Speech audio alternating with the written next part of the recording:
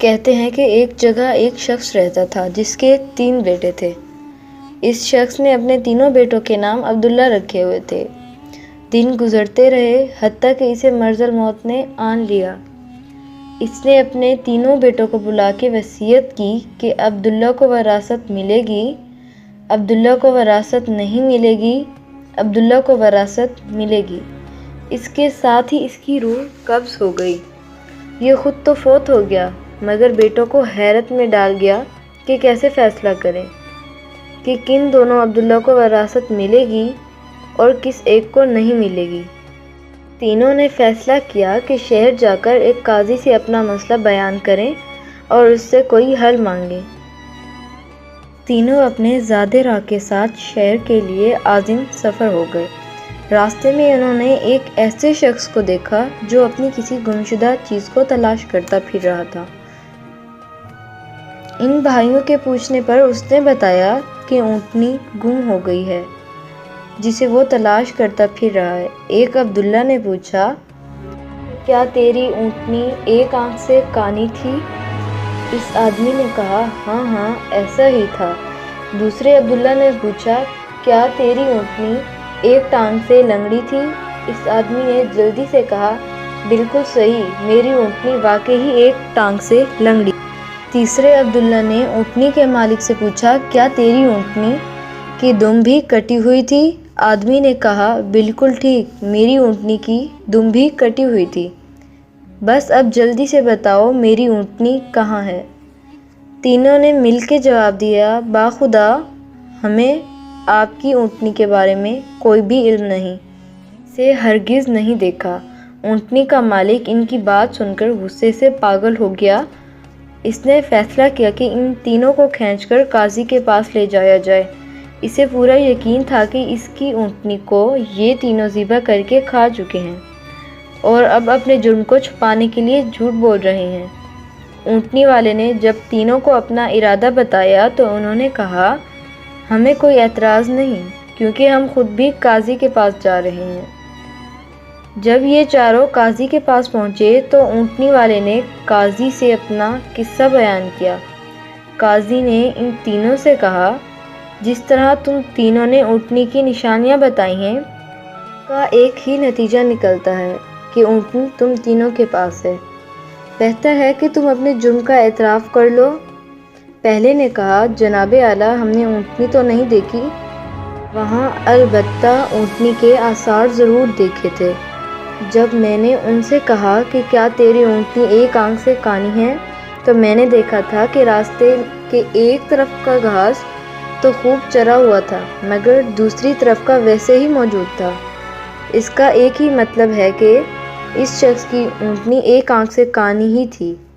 عبداللہ نے کہا، میں نے دیکھا تھا کہ راستے میں 3 قدم تو گہرے لگے ہوئے ہیں جبکہ چوتھا قدم زمین پر معمولی پڑا ہوا تھا، جس کا مطلب بس اتنا ہی بنتا تھا کہ یہ جانور لنگڑا بھی تھا۔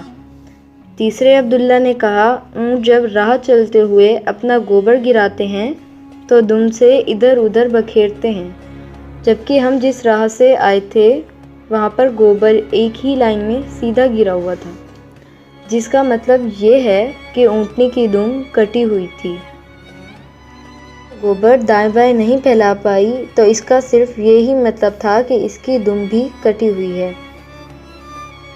تو قاضی نے بغیر کسی دیر کے اس آدمی کی طرف دیکھا اور کہا، تم جا سکتے ہو، تمہاری اونٹنی ان کے پاس نہیں ہے اور نہ ہی انہوں نے تمہاری اونٹنی کو کہیں دیکھا۔ اونٹنی والے شخص کے جانے کے بعد ان تینوں بھائیوں نے قاضی سے اپنا قصہ بیان کیا، جسے سن کر قاضی بہت حیران ہوا۔ ان تینوں سے کہا، تم آج رات مہمان خانے میں ٹھہر جاؤ، میں کل سوچ کر کوئی حل بتاؤں گا۔ یہ تینوں مہمان خانے میں جا کر ٹھہرے تو انہوں نے محسوس کیا کہ ان کی نگرانی کی جا رہی ہے۔ کچھ دیر کے بعد ان کے لیے کھانا لایا گیا جو گوشت کے پکے ہوئے سالن اور روٹیوں پر مشتمل تھا۔ پہلے نے کھانے کو دیکھتے ہی کہا، یہ سالن کتے کے گوشت کا بنا ہوا ہے۔ دوسرے نے کہا، روٹیاں جس عورت نے پکائی ہیں وہ حمل کے ساتھ اور پورے دنوں سے ہے۔ تیسرے نے کہا، یہ قاضی حرام کی اولاد ہے۔ بات قاضی تک پہنچ گئی۔ اس نے ان تینوں کو دوسرے دن اپنی عدالت میں طلب کر لیا اور تینوں سے مخاطب ہو کر کہا، تم میں سے کس نے کہا تھا کہ یہ کتے کے گوشت کا پکا ہوا ہے؟ پہلا بولا، میں نے کہا تھا۔ قاضی نے باورچی کو بلوا کر پوچھا تو اس نے اعتراف کیا کہ پکانے کے لیے کچھ نہیں تھا، تو اس کو شرارت سوجی اور اس نے کتا مار کر اس کا گوشت پکایا اور انہیں کھانے کے لیے بھجوا دیا۔ قاضی نے پوچھا، تمہیں کیسے پتہ چلا کہ یہ کتے کے گوشت کا سالن ہے؟ تو اس نے بتایا، گائے، بکری یا اونٹ کے گوشت کے نیچے چربی لگی ہوتی ہے، جبکہ یہ سارا چربی نما تھا جس کے نیچے کہیں کہیں گوشت کا ٹکڑا لگا ہوا تھا۔ قاضی نے کہا، تم وہ عبداللہ ہو جس کو اپنے باپ کے مال سے وراثت ملے گی۔ قاضی نے دوبارہ ان سے مخاطب ہو کر پوچھا، کس نے کہا کہ یہ روٹیاں ایسی عورت نے بنائی ہیں جو 9 ماہ کے حمل کے ساتھ اور اپنے پورے دنوں سے ہے؟ جواب میں دوسرے نے کہا، میں ہوں جس نے یہ کہا تھا۔ قاضی نے پوچھا، تمہیں کیوں کر یہ لگا؟ تو اس نے کہا، میں نے دیکھا روٹیاں ایک طرف سے پھولی ہوئی اور خوب پکی ہوئی ہیں تو دوسری طرف سے کچی اور موٹی رہ گئی ہیں۔ میں نے اسی سے یہی اخذ کیا کہ روٹی بنانے والی ایسی خاتون ہے جسے تکلیف کے مارے زیادہ جھکا نہیں جا رہا اور وہ سامنے کی چیز بھی نہیں دیکھ پا رہی، جس کا مطلب یہی بنتا تھا کہ عورت حاملہ ہے اور روٹیاں بنانے میں تکلیف محسوس کرتی رہی ہے۔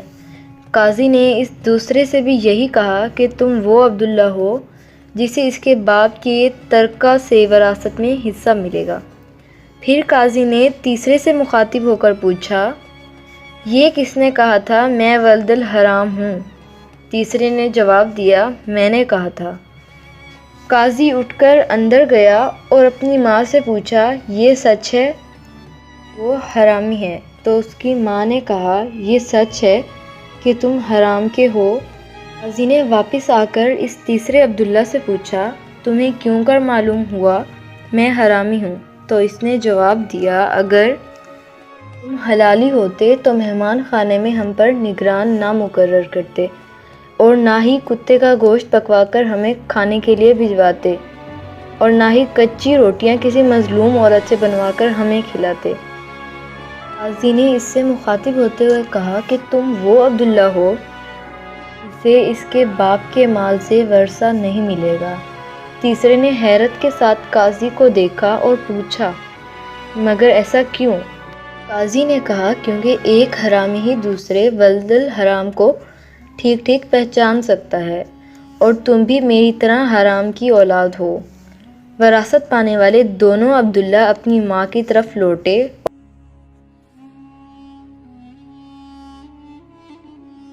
اور دریافت کیا کہ ہمارے تیسرے بھائی کا کیا ماجرا ہے۔